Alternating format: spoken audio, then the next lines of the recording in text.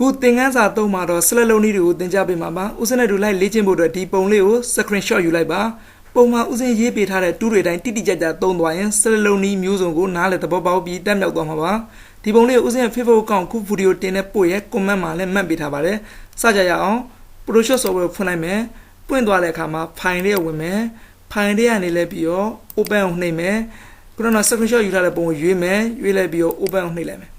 Only bueno. As the back and Lebio,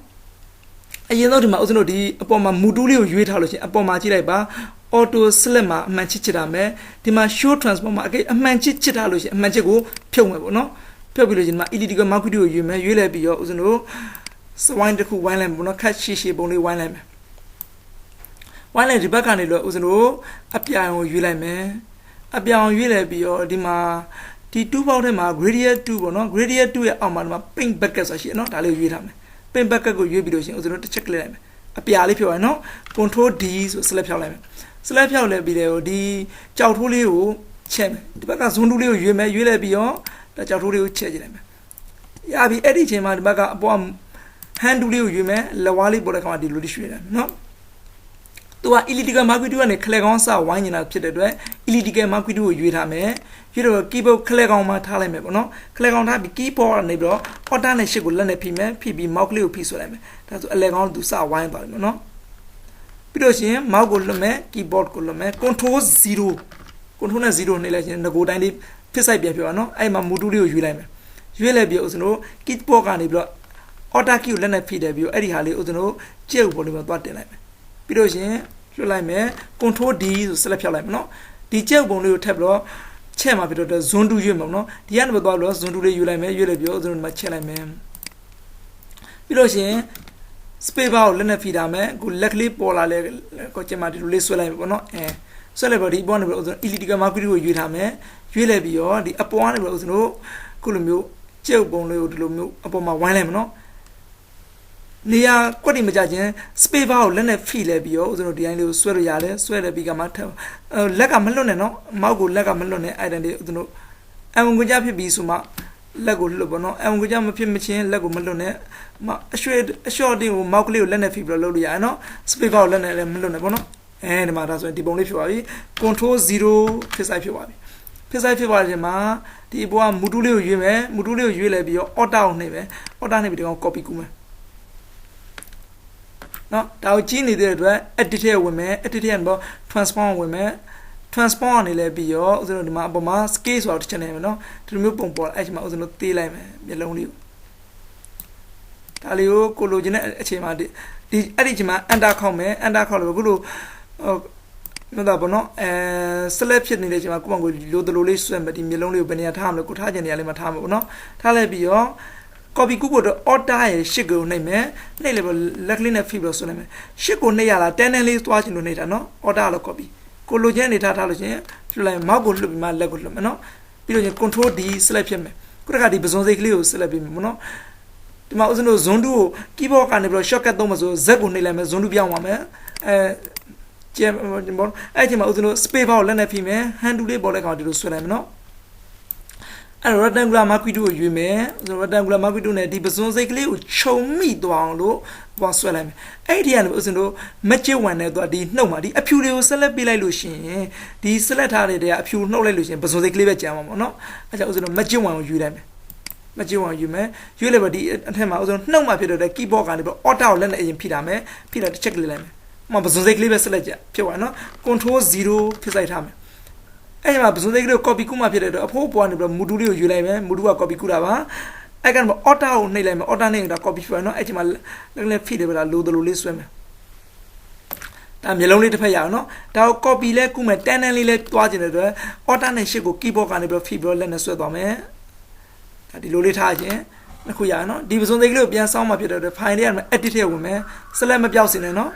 Editor and Elebio, transform women. Transform and Lebio, play honors on as I know, I play honors on the check lamb. That to do someone, no? I am also no Mauklin as well, labor, Login and Yalu,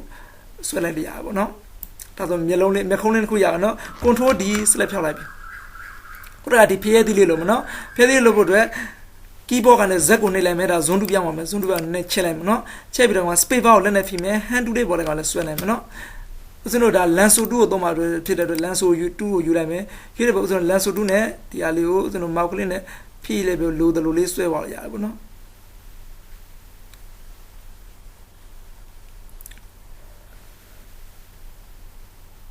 ဒါလေးကို mouse ကလေးနဲ့လက်ကိုညင်အောင်ဆွဲလိုက်ပြီးဒီလိုမျိုးဖိပါလို့ရတယ်နော်လွတ်လိုက်မယ်ဒါဆို select ဖြစ်သွားပြီပေါ့နော် control 0 select ဖြစ်သွားကြပါအဲ့ကြောင့်ဦးဇင်းတို့ဒီမှာ move tool လေးကိုယူမယ် copy ခုမှဖြစ်တဲ့အတွက် keyboard ကနေလဲပြီးတော့ alt ကိုနှိပ်မယ်ဒီလိုအားလေးကိုဖိပြီးတော့ဒီလိုမျိုးဆွဲပါမယ်နော်ဒီမှာဒီနားလေးမှာထားမယ်နော်ဒီထက်ဦးဇင်းကညီညာလေးဖြစ်အောင်ဒီထက်နည်းနည်းလေးနှုတ်လိုက်မယ်နော်ဒါလေးဦးဇင်းတို့ zone 2လေးနဲ့ချက်မယ် Z ကိုနှိပ်လိုက်မယ် Z ကိုနှိပ်ပြီးတော့ zone 2လေးဖြစ်သွားတယ်နည်းနည်းချက်လိုက်မယ်နော်ဒီနေရာတီလေးဖြတ်ချင်တာပေါ့နော်ဒီဘဲပုံလေးနဲ့ညီအောင်ဆိုတော့အတွက်ဦးဇင်းဒီကနေ elliptical mark 2ကိုယူမယ်ရွေးလိုက်ပြီးတော့နှုတ်မှဖြစ်တဲ့အတွက် alt ကိုနှိပ်မယ်နော် alt ကိုနှိပ်လိုက်ပြီးတော့ဒီဟာလေးကိုဒီလိုလေးဆွဲလိုက်ပေါ့ဒါလေးနဲ့အဆင်ပြေတော့တဲ့နေရာလေးကိုကိုက်လိုက်ပေါ့ဒီမှာနည်းနည်းလေးထပ်ဆွဲပြီးတော့လောက်လိုက်မယ်နော်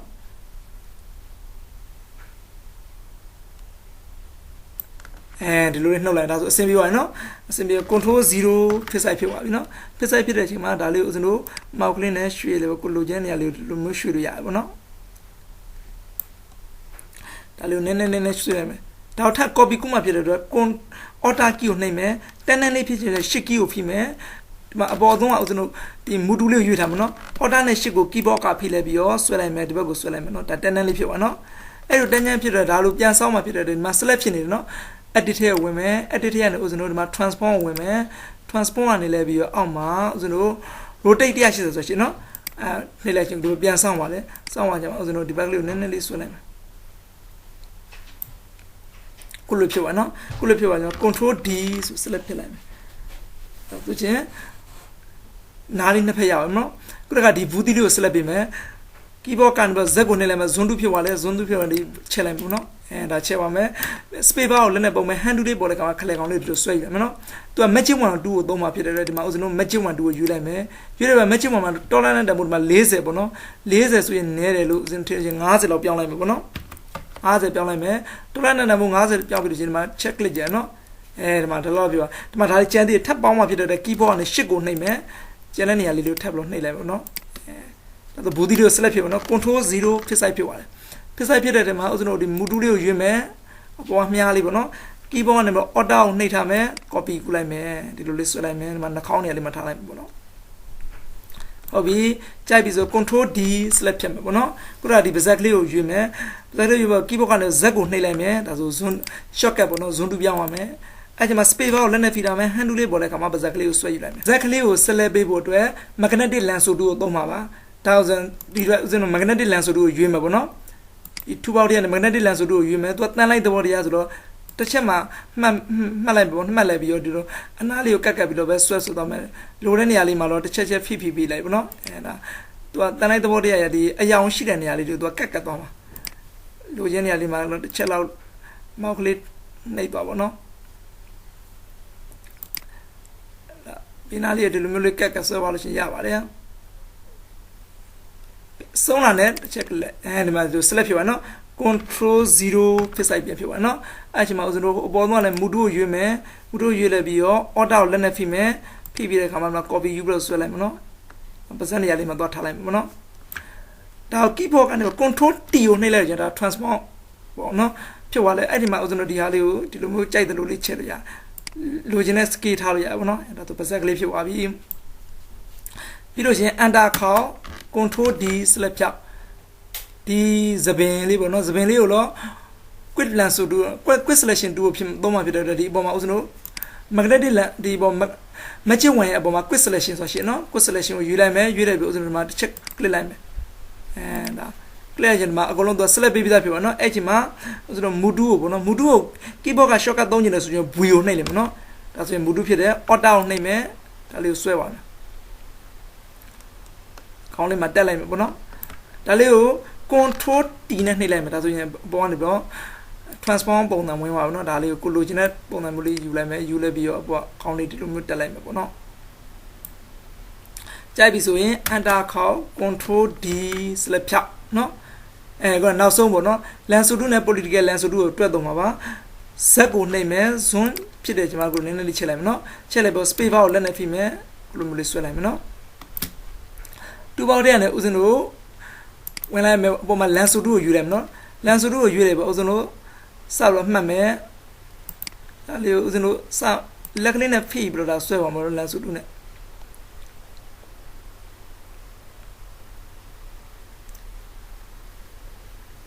ခုတော့အချွန်လေးတွေကိုသုံးမှာဖြစ်တဲ့အတွက်အော်တာကိုလက်ကဖိမယ်နော်အော်တာကိုကီးဘုတ်ကဖိပြီးတော့ရှင်မှာမောက်ကိုလွှတ်လိုက်မယ်နော်မောက်ကိုခုလိုအချွန်လေးပြလက်ကအော်တာကိုမလွတ်နဲ့နော်အဲ့မှာခုလိုမျိုးဒေါင်လေးတွေမှာလိုက်ပြီးတော့အမှန်ချစ်ကလေးလိုက်လို့ချက်ပါမယ်သူကဒေါင်လေးလေးဆိုချင်းခုလိုမျိုး political lens ဆိုတူကပို့လို့အဆင်ပြေတယ်ဝင်မယ်နော်ဦးစင်းကတော့ဒီတင်တန်းပြဆရာဖြစ်တဲ့အတွက်နီးဆောင်အောင်သုံးပြသွားလာပါကိုယ့်ဘန်ကိုတကယ်သုံးတဲ့အခါကျကျွန်တော်လွယ်လာနဲ့သုံးပါနော်ကိုလို့ဆိုတော့တူးတွေအကုန်သုံးတတ်ဖို့အတွက်ခက်ခဲရင်းလိုက်သုံးကြရအောင်နော်ဒီအဝိုင်းနေရာကိုပြန်သုံးမှဖြစ်တဲ့အတွက်မောက်ကိုအရင်လက်ညှိုးနဲ့ဖိမယ်ဖိပြီးတဲ့အခါမှာဦးစင်းတို့ keyboard ကန်တွေလက်ကိုလှုပ်လိုက်မယ်နော်အခုဒီမှာဦးစင်းတို့လန်ဆိုတူပြန်ပြောင်းအောင်နော်အဲ့မှာလန်ဆိုတူလေးနဲ့ဦးစင်းတို့ဒီမှာပြန်ပြီးတော့ဆက်ဆွဲမယ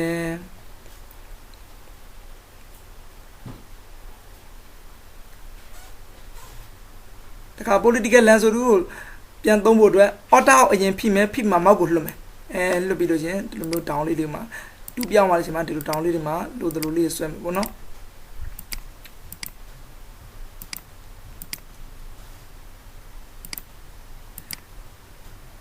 ဒါလေးကိုလိုက်ဒါလေးကိုသုံးတက်ဒီတူးနှမျိုးကိုသုံးတက်သွားလို့ရှင်ဒါတော်တော်ဟုတ်ပါပါတယ်ပြီးလို့ရှင်မောက်ကိုလက်ကိုလွှတ်လိုက်ခြင်းခုလိုမျိုးဖြစ်ပါမနော်ဒါမှကိုထပ်ပေါင်းကျင်လားရှော့ကျင်လားဆိုလုပ်လို့ရတယ်နော်အဲ့လိုဒီမှာထပ်ပေါင်းကျင်တယ်ဒီမှာဒီညာလေးကိုနည်းနည်းလေးထပ်ပေါင်းကျင်ဆိုခြင်း keyboard ကနေရှစ်ကိုနှိပ်တာမနော်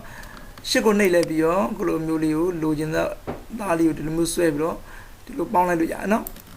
်ဒါလိုချင်တော့ပေါ့အဲ့တော့ဒီမှာနှုတ်ချင်တယ်ဆိုတီတီလေးနှုတ်ချင်လို့ချင်း auto ကိုနှိပ်ရမှာနော် keyboard ကနေ auto ကိုနှိပ်မယ်ပြန်နော် keyboard ကနေပြီးတော့ auto ကိုနှိပ်မယ် auto ကိုနှိပ်လိုက်ပြီးတော့ဒီလိုမျိုးလေးလိုချင်တဲ့အတိုင်းဒါလေးနည်းနည်းလေးတီးဖြတ်ပါမနော်အဲ့ဒါလိုတလောက်ကလေးကိုဒါနှုတ်တာပေါ့နော်အော်တာနှုတ်တာရှစ်ကပေါင်းလာဒါဆိုရပြီဒီညာလေးကိုနည်းနည်းလေးထပ်ပေါင်းနေတယ်ရှစ်ကိုနှိပ်မယ်ရှစ်ကိုနှိပ်လဲပြီးတော့ဒါပေါင်းလာပေါ့နော်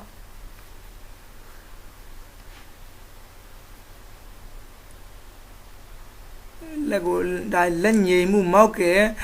အပေါ်မှာလဲမူတည်သေးတယ်ပေါ့နော်ဒါဆိုโอเคဖြစ်သွားပြီเนาะ control 0ဖြစ်ဆိုင်ယူလိုက်မယ်ဖြစ်ဆိုင်ယူလို့အပေါ်မှာဦးစင်းတို့မူတူလေးကိုယူလိုက်မယ်ယူလိုက်ပြီးတော့ဒါကို auto ကိုနှိပ်မယ် auto ကိုနှိပ်ပြီးတော့ copy ကူပြီးတော့ဒီဘက်ကိုဆွဲပြီးတင်လိုက်ပါเนาะဒါကိုကြိုက်ပြီဆိုလို့ရှိရင် keyboard ကနေပြီးတော့ arrow key လေးနဲ့လည်းဟိုရွှေ့ဒီရွှေ့ရအောင်เนาะကိုကြိုက်ဆို control D ဆိုလို့ select ဖြတ်လိုက်ပါเนาะဒါဆိုလူပုံလေးရောက်သွားဒါလေးဦးစင်းတိတိကျဖြတ်ချင်တဲ့အတွက်ဒီမှာ crop 2ကိုဦးစင်းတို့ယူလိုက်မယ်ပေါ့เนาะရွေးလိုက်ပြီးတော့ဒီပုံလေးကိုတီတီကြဖြတ်ဖို့တော့ခုလိုမျိုးလေးရွေးလိုက်ပေါ့နော်အဲရွေးပြီးတော့အခါမှာဒီ correct လေးနဲ့ဦးဇင်းတို့ဒါလေးကိုရွှေ့လို့လည်းရသေးတယ်ကိုလိုချင်နေတာကြိုက်ပြီဆိုရင် keyboard ကနေ enter ခလိုက်ပေါ့နော်ဒါဆိုရင်ကိုလိုချင်တဲ့ပုံလေးရသွားပြီပေါ့နော်ဒီနောက်ကအဖြူသားကိုဖြတ်ချင်တယ်ပေါ့နော် transparent လေးအပေါက်ပုံဖြစ်ချင်လို့ရှိရင်တော့ဦးဇင်းတို့ magnetic ရဲ့ဒီပုံ matching 1 2ကို check လိုက်ပဲဒီအလွတ်မှာလောချင်တာအဖြူသားတွေယူလိုက်မယ်ပေါ့နော်အဲ့ချိန်မှာ keyboard ကနေပြီးတော့ delete key နဲ့လိုက်မယ်ဒါဆိုနောက်ခါလေးအကုန်ပြောက်သွားပြီပေါ့နော် control D ဆက်လက်ပြောဒါဆိုနောက်ကစကားပေါက်ပုံစံပြောအဲ့နော်ဒါကိုသိမ့်မယ် file လေးဝင်မယ် file လေးကနေဦးဇင်းတို့ save as ပေါ့နော် save ထဲကနေဦးဇင်းတို့ဒါကိုဒီတိုင်းမထားဘူးအပေါ်နာမည်ပေးချင်လိုက်ပေးရတယ်တကယ်လို့အပေါက်ပုံထားမယ်ဆိုရင်ဦးဇင်းတို့ PNG file ရွေးထားမှာနော်ဒါ PNG file ရွေးထားမယ် file type ကအပေါ်လည်းကိုမကိုရေးချင်လိုက်ရေးပေါ့နော်lansan 3ဒီမှာ copy တဲ့ဒီမှာအထားဦးဇင်းတို့0001လို့ရေးတယ်မနော် save လုပ်လိုက်မယ် okay နှိပ်လိုက်မယ်နော်ဒါဆိုဦးဇင်းတို့စကားပေါက်ပုံရပါတယ်ပေါ့စကားပေါက်မှာဘာထုလဲဆိုရင်ဦးဇင်းတို့မှာနယူယူပါမယ်နော်နယူပြီးတော့ဒီမှာအောက်ကဟာဦးဇင်းတို့ဖြူပေါ့နော်အဖြူထဲမှာဒီမှာ okay နှိပ်လိုက်မယ်ပေါ့နော်ဒါဆိုဒီမှာအတစ်တစ်ခုရတယ်ပေါ့နော်အတစ်တစ်ခုရတာဦးဇင်းတို့ဒီထဲမှာခုနပုံလေးကိုထည့်မယ်ဒီအောင်အရင်အယောင်ထည့်လိုက်အောင်မယ်အယောင်ထည့်ဖို့လည်းဦးဇင်းတို့အယောင်ထည့်ဖို့လည်းဒီမှာ backend ကလည်းဦးဇင်းတို့အယောင်တစ်ခုယူလိုက်ပါနော်ပြီးတော့ဦးဇင်းတို့ဒီမှာအယောင်ထည့်လိုက်မယ် file ထဲဝင်မယ် file paste ကိုဝင်မယ်နော် paste ခုနကပုံလေးဦးဇင်းတို့ယူပြီးတော့ paste လုပ်လိုက်မယ်နော်ဒါဆိုနောက်ကစကားပေါက်ကလေးပေါ့နော်နောက်ကိုလိုကြိုက်တဲ့အပေါ်မှာဒီလိုမျိုးရွှေ့လို့ရတယ်ပေါ့နောက်မှာစကားပေါက်ပုံစံနဲ့နော်ကိုကြိုက်ပြီဆိုရင် enter ခေါက်လိုက်ပေါ့ဒီလိုမျိုးဖြစ်သွားတယ်နော် ဒါဆိုလို့ရှိရင် slide 2တွေကိုသုံးထပ်သွားပြီလို့ထင်ပါတယ်ဒီနေ့သင်ခန်းစာ3ကိုတော့ဒီမှာပဲရက်ကြရအောင်နောက်နေ့သင်ခန်းစာလေးကြာမှာပဲဆက်လက်ပြီးသင်ကြားပေးပါမယ်